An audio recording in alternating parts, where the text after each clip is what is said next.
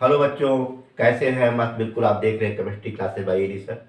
आप लोगों को एमीन के बारे में बताया जा रहा था। एमीन के केमिकल प्रॉपर्टी बताए जा रहे थे। उसी क्रम में आपको आज एनिलीन के कुछ केमिकल प्रॉपर्टी बची हुई थी, उसे बता करके ख़त्म करते, ठीक है ना। जैसे आपको मालूम है, एनिलीन में C6 है, H5NH2 होता है। यहाँ पर आप देखोगे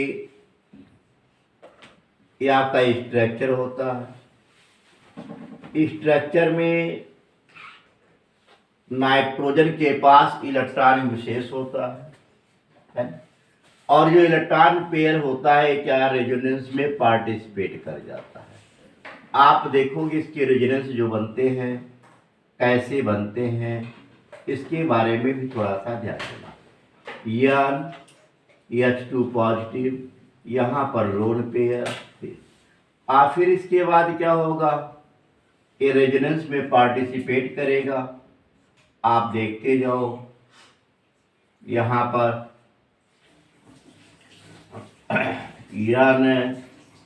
H2 पॉजिटिव, यहाँ पर लोन पेयर, फिर क्या करेगा, ऐसे रेजोनेंस में क्या करेगा, भाग लेगा। ठीक है, देखो। और आपका जो बनने वाला कंपाउंड आप देखें, इसके रेजोनेंस कौन होते हैं, कितने प्रकार के रेजोनेंस दिखाते हैं कि आपकी 4 प्रकार के रेजोनेंस दिखाएंगे। यहाँ पर क्या है, देखें, लोन पेयर, डबल बॉन्ड क्या है, NH2 पॉजिटिव, ठीक है ना। अंत में क्या हो जाएगा, फिर लोन पेयर उस पर पहुंच जाएगा। ठीक है, इस तरीके से इसका रेजोनेंस होता है।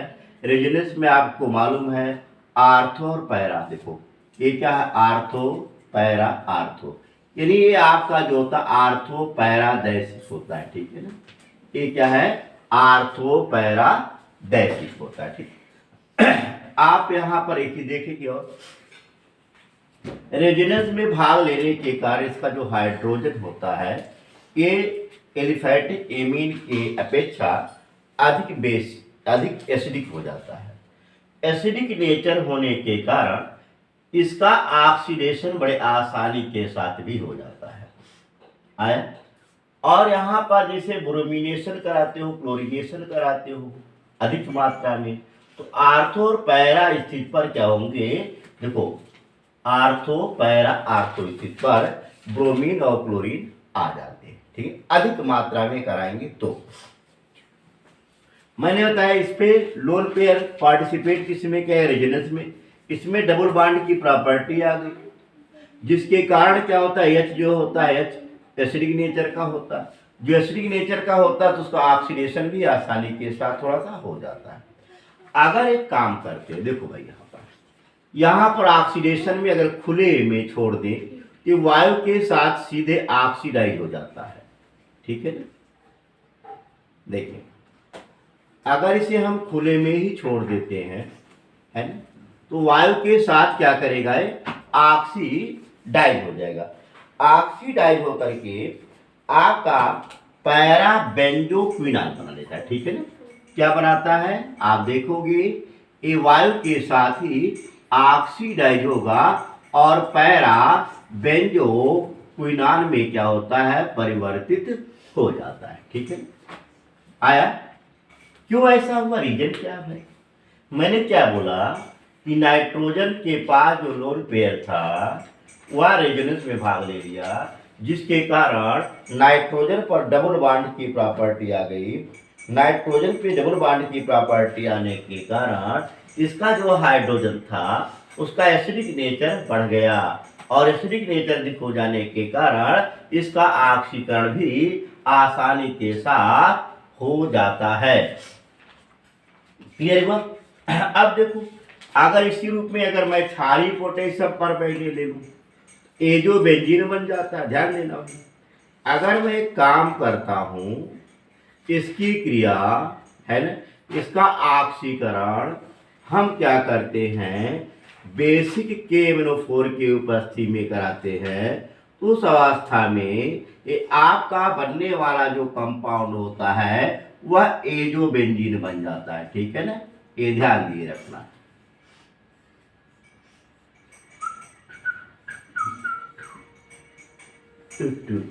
ठीक है, देखो तो क्या बनता है, और वाटर का मॉलिक्यूल डिजॉल्व होता है तो मालूम हो गया। ये आपका क्या बनता है, इसके दो मॉलिक्यूल बेसिक पोटेशियम परमैंगनेट की उपस्थिति में ऑक्सीडाइज होकर के एजोबेंजीन के रूप में कन्वर्ट हो जाते हैं। ठीक, इसी रूप में अगर उदासीन माध्यम ले लेते हो तो उस अवस्था में एजोबेंजीन बनेगा, एक तो कंपाउंड बनेगा और दूसरा है आपका नाइट्रोबेंजीन भी बनता है। ध्यान दीजिएगा, अगर मान लो यहां पर उदासीन, देखो जैसे देखो यहां पर मैं एक काम करता हूं, एनिलीन ले लेता हूं। ठीक है, एनिलीन का ऑक्सीकरण, एनिलीन का जो ऑक्सीकरण है यहां पर ध्यान देंगे, बेसिक पोटेशियम परमैंगनेट। यहां पर क्या करें, उदासीन KMnO4 ले लेते हैं, उस अवस्था में इसका ऑक्सीकरण कराते हैं तो आपका एजोबेंजीन तो बनेगा और उसके साथ साथ नाइट्रोबेंजीन भी बन जाता है। ध्यान दे रखिए, यन और प्लस क्या होता है, नाइट्रोबेंजीन का भी फॉर्मेशन हो जाता है। देखो उदासीन माध्यम में, क्षारीय माध्यम में और क्या है, अम्लीय माध्यम में। इसी रूप में इसको नोट कर लें। इसके बाद थोड़ा सा आगे और बढ़े इसके ऑक्सीकरण के बारे में।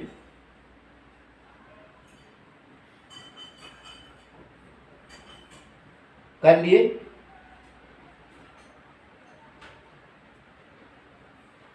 आ गया। देखो अगर इसी पर हम इसका ऑक्सीकरण कैरो अम्ल की उपस्थिति में कराते हैं तो देखो भिन्न भिन्न ऑक्सी कारकों की उपस्थिति में ये क्या होता है, भिन्न भिन्न पदार्थ बनता है। ठीक है ना, अगर मान लो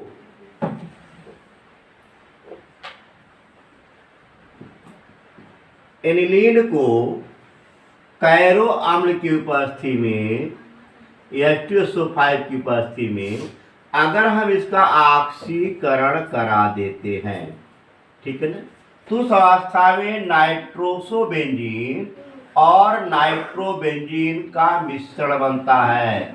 यानी आपका नाइट्रोसोबेंजीन और प्लस क्या होता है, नाइट्रोबेंजीन का मिश्रण बन जाता है। ये ध्यान दे रखिए, ठीक है ना।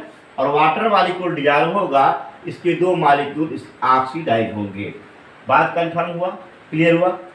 अरे आपका कैरो अम्ल की उपस्थिति में ऑक्सीकरण हो गया। ठीक है, अगर मैं सांद्र नाइट्रिक एसिड ले लूं तो पूर्णतः विघटित हो जाता है। इसी नाते सांद्र नाइट्रिक एसिड का नाइट्रीकरण इसका जब कराते हैं पहले NH2 समूह को अस्थायी बना लेते हैं। ठीक है ना, आया। अगर मैं एक काम करता हूं, देखो एनिलीन को, है ना, अगर हम एक काम कर दे सांद्र HNO3 के साथ अब क्रिया कराएं तो क्या होता है, ये विघटित हो जाता है। क्या होता है, विघटित होके भिन्न भिन्न पदार्थ बनाने लगता है, विघटित हो जाता है। ये चीज ध्यान दिए, ठीक है ना। देखिए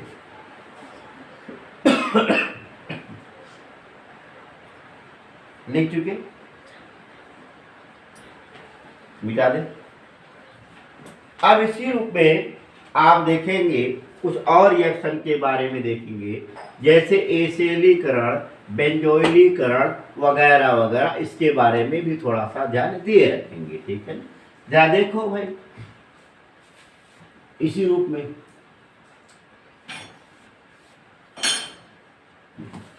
इसी पर आपका अगला जो होता है एसिलीकरण भी आप थोड़ा सा ध्यान दिए रखिएगा। बता चुका हूं इसको बहरहाल, एसिलीकरण भी होता है इसमें, है।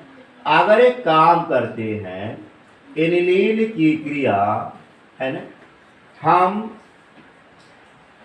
कार्बोक्सिलिक हैलाइड या एसिटिल क्लोराइड के साथ क्रिया करते आते हैं।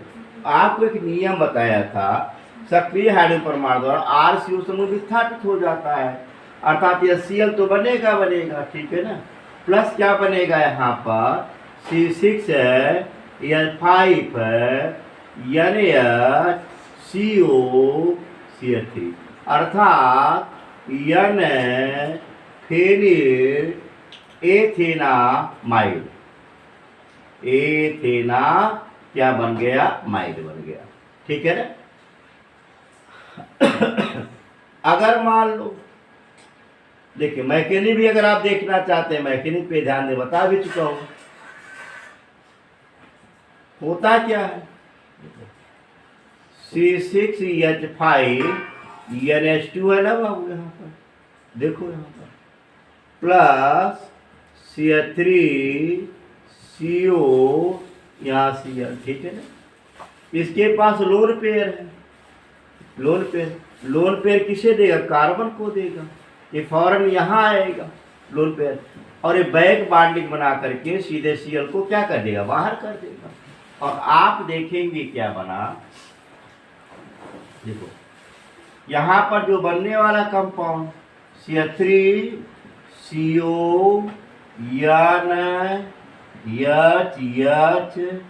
C6H5 और Cl बाहर गया। यहाँ पर पॉजिटिव चार्ज, अपने पॉजिटिव चार्ज को मिनिमाइज करने के लिए ये क्या करेगा? इलेक्ट्रॉन हाइड्रोजन से खींचेगा, हाइड्रोजन से इलेक्ट्रॉन क्या करेगा? खींचेगा। खींचने पर क्या होगा? H प्रोटॉन के रूप में क्या हो जाएगा? H पॉजिटिव के रूप में बाहर जाएगा। और आप देखिए क्या बन गया? CH3CO NH6H5, यानी N फेनिल एसिटामाइड या एथेनामाइड, और H पॉजिटिव और Cl नेगेटिव आपस में इंक्लूड करेंगे, जुड़ी करके यह Cl का फॉर्मेशन कर लेंगे। इसी रूप में आप देखोगे, अगर चाहे एसिटिल क्लोराइड ले लिया था, मैं एसिटिक हाइड्राइड ले लेता हूँ, मान लीजिए, जैसे देखें C6H5NH2, ये सब रिएक्शन बता चुका हूँ मेरा। प्लस आप देखोगे एस्नोइक एनहाइड्राइड की बात हो रही है, O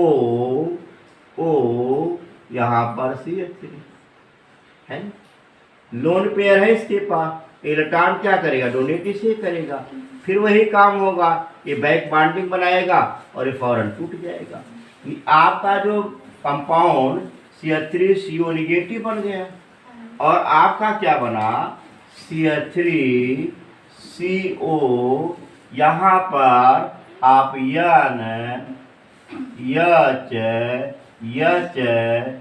C6H5, यहाँ पर आपका पॉजिटिव चार्ज हो गया। इस पॉजिटिव चार्ज को मिनिमाइज करने के लिए नाइट्रोजन क्या करेगा?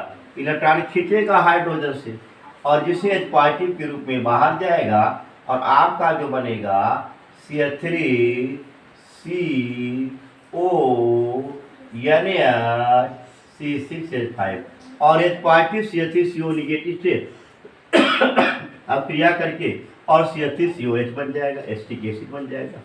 ये तो आपका क्या है? एसिलीकरण है, ठीक है, बात कंफर्म हुआ। अगला देखेंगे, इसी में एसिलीकरण है, बेंजोइलीकरण है ना? क्या है? बेंजोइलीकरण, मिटा दे इसको, देखें, सेम मैकेनिज्म, सेम रिएक्शन है, उसके बारे में देखेंगे।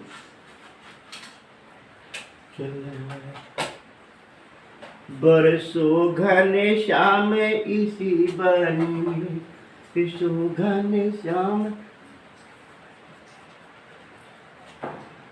देखें यहां पर, देखें सीधे अगला क्या है? यहां पर बेंजोइलीकरण है, बेंजोइलीकरण, ठीक है ना। आपको ये एसिलीकरण बताया गया, और क्या बताया है? बेंजोइलीकरण। इसमें क्या होता है सुन लेना भाई। एनिलीन को C6H5 NH2 को बेंजोइल क्लोराइड C6H5 COCl के साथ क्षार की उपस्थिति में NaOH की उपस्थिति में यदि अभिक्रिया कराते हैं तो बेंजीनिलाइड बनता है। अर्थात आप देखें C6H5 CO NaOH C6H5 plus जब HCl, ठीक आया। वही नियम है, सक्रिय हाइड्रोजन परमाणु द्वारा RCO समूह विस्थापित हो जाता है और HCl क्या हो जाएगा आपका बाहर होगा, है ना। और आपका जो बनने वाला कंपाउंड बेंजीनिलाइड बनता है, ठीक है ना। अब इसमें देखोगे थोड़ा सा मैकेनिज्म भी आएगी जरा। ये क्षार की उपस्थिति में क्रिया बहरहाल होती है, ठीक है ना, बात बराबर। क्षार में आप क्या ले सकते हैं, NaOH ले ले, ठीक है ना। क्षार में क्या ले लें, NaOH ले ले, ऐसे यही परिवेश में। इस अभिक्रिया का नाम भी साटन-बाउमान अभिक्रिया है, ध्यान देना। इस अभिक्रिया का नाम क्या है, साटन-बाउमान अभिक्रिया। क्या है, साटन-वामन अभिक्रिया, ध्यान देना। साटन-वामन अभिक्रिया होता है, देखो इस अभिक्रिया का नाम होता है क्या, बोलोगे साटन-वामन में, साटन-वामन अभिक्रिया, साटन-वामन अभिक्रिया। देखिए एनिलीन को क्षार की उपस्थिति में बेंजोइल क्लोराइड के साथ क्रिया करने पर बेंजीनिलाइड बनता है। इस अभिक्रिया का जो नाम होता है वो साटन-वामन अभिक्रिया होता है। बात कन्फर्म क्लियर हुआ।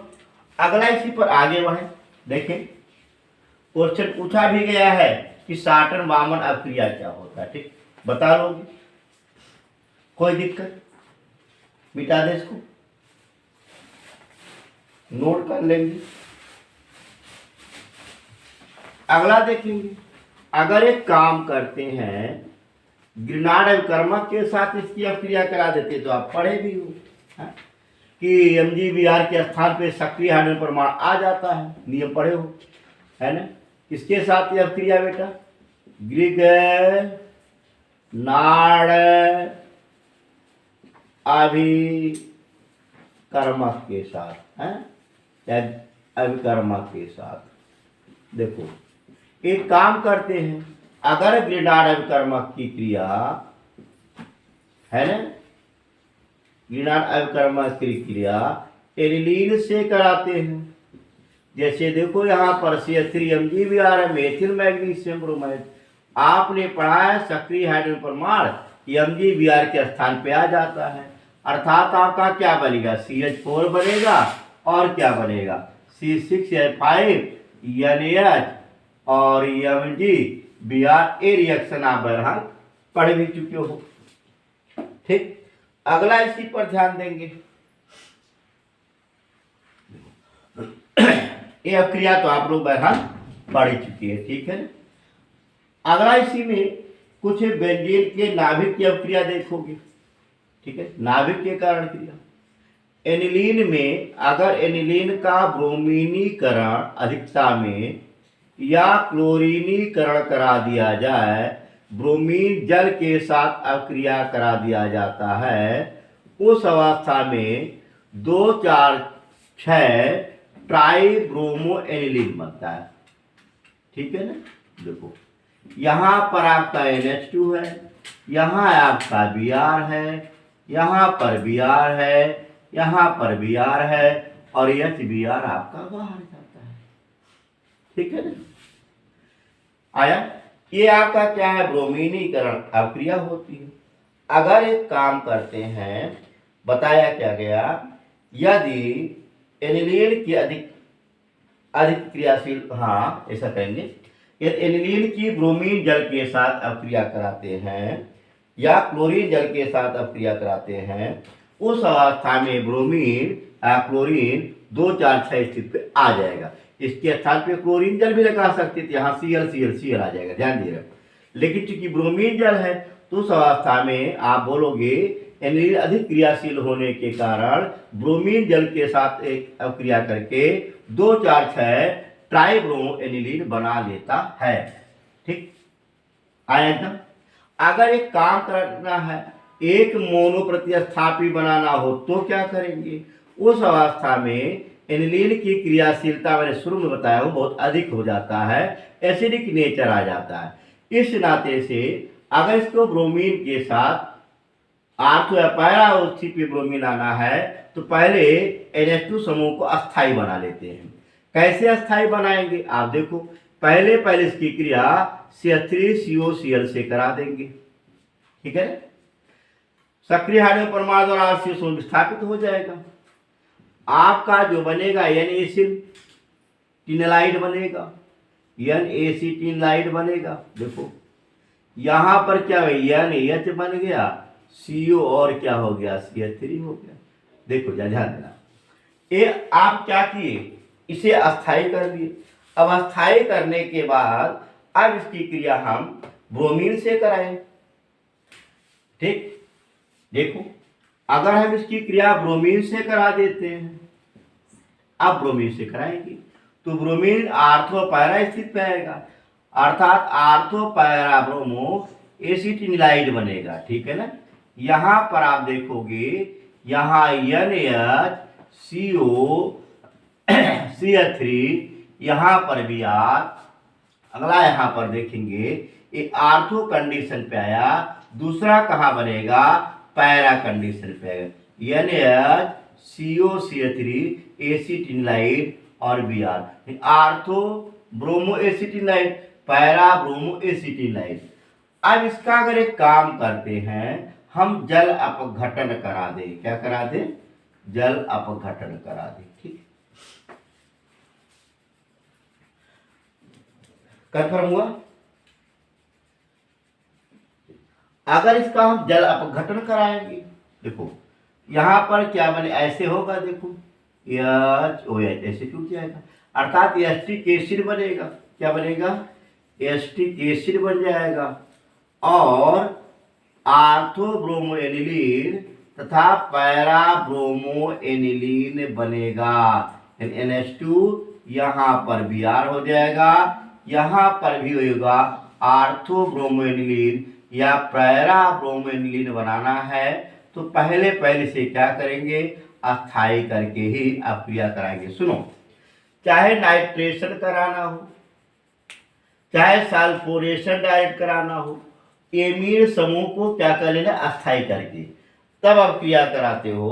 आर्थो और पैरा ब्रोमो, आर्थो और पैरा स्थिति पर जो इलेक्ट्रोफाइल आकर के जुड़ जाएगा, ठीक। तो आप देखोगे इस तरीके से अगर मुझे आर्थो या पैरा ब्रोमो एनिलीन बनाना है तो एनिलीन को पहले अस्थाई करेंगे, अस्थाई करने के बाद आगे अपक्रिया कराएंगे, ठीक। आया? देखिए मिटा दे इसको। अगला देखो, इसका जैसे सल्फोनेशन है, नाइट्रेशन है, कैसे सल्फोनेशन करोगे और कैसे नाइट्रेशन करोगे, ये भी सवाल तो फिर होता है। देखो भाई, देखो अगर एक काम करते हैं, एनिलीन को हम सल्फ्यूरिक एसिड के साथ अपक्रिया कराते हैं, ठीक है ना। आपको मालूम है एसिड बेस से रिएक्शन करेगा और आपका साल्ट बनेगा। क्या बनेगा भाई? देखो यहां से, देखो यहां पर आपका क्या होगा, NH3 HSO4 ए पॉजिटिव और निगेटिव, ये फौरन वाटर मॉलिक्यूल डिजॉल्व करेगा, है ना। आप देखोगे वाटर मॉलिक्यूल डिजॉल्व करते ही ये आपका क्या बनाएगा, देखो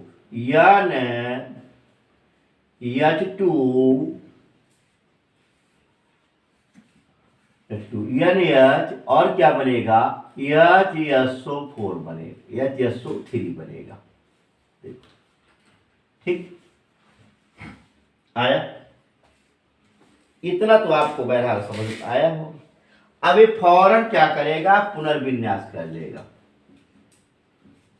पुनर्विन्यास करेगा और आपका पैरा पोजीशन पर सल्फोनिक एसिड आएगा, फिर आपका बनने वाला कंपाउंड NH2 और क्या है SO3 बन जाएगा। देखिए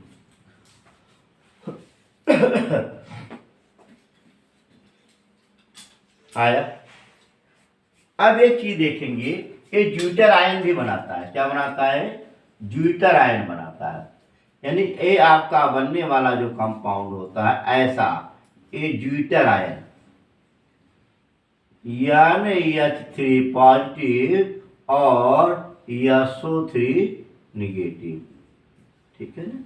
इसको क्या कहते हैं, ज्यूटर आयन। जब एक ही कंपाउंड में दो दो चार्ज हो, ठीक है ना, पॉजिटिव निगेटिव, ये क्या होता है आपका ज्यूटर आयन भी बना देता है। क्लियर। अगला देखेंगे, सुनिए, ये तो आपका सल्फोनेशन रहा। अब इसी पर आपका अगर नाइट्रेशन कराना हो, नाइट्रेशन कराने में भी आपको ही काम करना पड़ेगा, क्योंकि आपको मैंने पहले बताया अगर इसका डायरेक्ट नाइट्रीकरण कराते हैं तो उस अवस्था में आपका जो एनिलीन होता है अधिक क्रियाशील होने के कारण वह विखंडित हो जाता है। तो अगर इसका नाइट्रेशन कराते हैं, नाइट्रीकरण, तो पहले एनिलीन में NH2 समूह को क्या करते हैं, स्थिर कर देते हैं, ठीक है ना। यहां पर NH2 है, फिर वही काम करेंगे, CH3COCl से अब क्रिया कराएंगे, ये एसिटिलाइड बनाएंगे। यहां पर क्या हो, NHCOCH3 हो जाएगा। अब इसके बाद इसका हम नाइट्रेशन करा सकते हैं, ठीक है ना। मैंने क्या कहा, पहले NH2 समूह को क्या करोगे, स्थिर करोगे। स्थिर करने के बाद है ना, हम इसका नाइट्रेशन क्या करेंगे, कराएंगे। नाइट्रिक एसिड की उपस्थिति में, साथ साथ सल्फ्यूरिक एसिड की उपस्थिति में नाइट्रिक एसिड के साथ क्रिया कराते हैं। उस अवस्था में आपका जो बनेगा आर्थो पैरा नाइट्रोनिलीन बनेगा, यानी NH2 बनेगा, सॉरी एसिटिलाइन बनेगा पहले, NHCOCH3 किस पर, NO2 पर। और कहाँ बनेगा, कौन ज्यादा स्टेबल होगा, पैरा वाला ज्यादा स्टेबल होगा, NHCOCH3 और यहां पर क्या होगा, NO2। ठीक, इतना तो आपको बहरहाल समझ में आया गया है। अब इसका हम क्या करते हैं, जल अपघटन कराते हैं। देखो जैसे जल अपघटन कराओगे यहां पर आपका क्या होगा, एसिटिक एसिड बन जाएगा और आपका आर्थो नाइट्रो एनिलीन और पैरा नाइट्रो एनिलीन में परिवर्तित हो जाएगा। NO2 यहां भी आप वही करेंगे, जल अपघटन कराएंगे तो यहां पर भी एक कौन सा पोजीशन पे आएगा, पैरा नाइट्रो एनिलीन बनेगा। इस तरीके से हम एनिलीन का नाइट्रेशन कराते हैं, डायरेक्ट नाइट्रेशन नहीं कराते हैं, क्योंकि एनिलीन अधिक क्रियाशील होने के कारण ये फौरन विघटित हो जाएगा। इस चीज को थोड़ा सा ध्यान दिए रखिएगा। बात कन्फर्म, क्लियर हुआ। देखो अगर एक काम करते इसका अपचयन करा देते हैं एनिलीन का, देखो ये भी ध्यान दिया जाए, अपचयन, ठीक है ना। आपको मालूम है अगर निकिल उत्प्रेरक की उपस्थिति में बेंजीन का अपचयन कराते हैं उस अवस्था में डबल बॉन्ड किसमें चला जाता है, सिंगल बॉन्ड में कन्वर्ट हो जाता है। देखो H2 निकिल रहने की उपस्थिति में, उस अवस्था में आपका जितने डबल बॉन्ड हैं वो किसमें चले जाएंगे, सिंगल बॉन्ड में चले जाएंगे और साइक्लोहेक्सिल इमीन बन जाएगा, है ना। यानी कि साइक्लोहेक्सिन या एमिनो साइक्लोहेक्सेन बोलते हैं। एमिनो क्या बनता है, साइक्लोहेक्सेन बन जाता है। समझ में आया? नोट कर लें।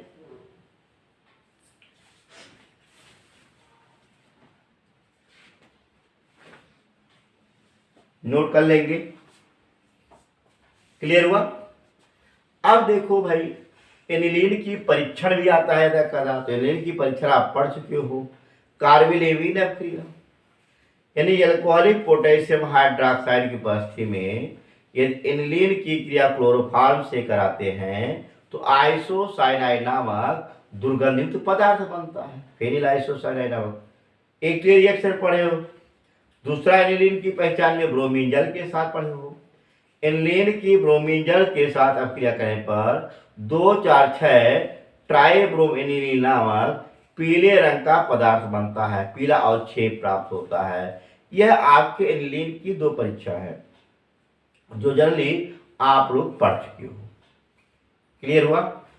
देखिए, तो एनिलीन की सामान्यतः रिएक्शन क्या हो, खत्म हुई। यहां पर आपको ज्यादातर क्वेश्चन करा दिए गए हैं। क्वेश्चन आप बुक से करते रहिए। आसना क्वेश्चन भी जो आपके पास उनसे करिए। कोई प्रॉब्लम होता है कमेंट के थ्रू शेयर करिए, उसके आंसर दिए जाएंगे। पढ़ते रहिए, मस्त रहिए। चैनल को आप सब्सक्राइब कराइए, सब्सक्राइब करिए, लाइक करिए और चैनल को आगे बढ़ाइए। धन्यवाद। खुश रहे और मस्त रहे।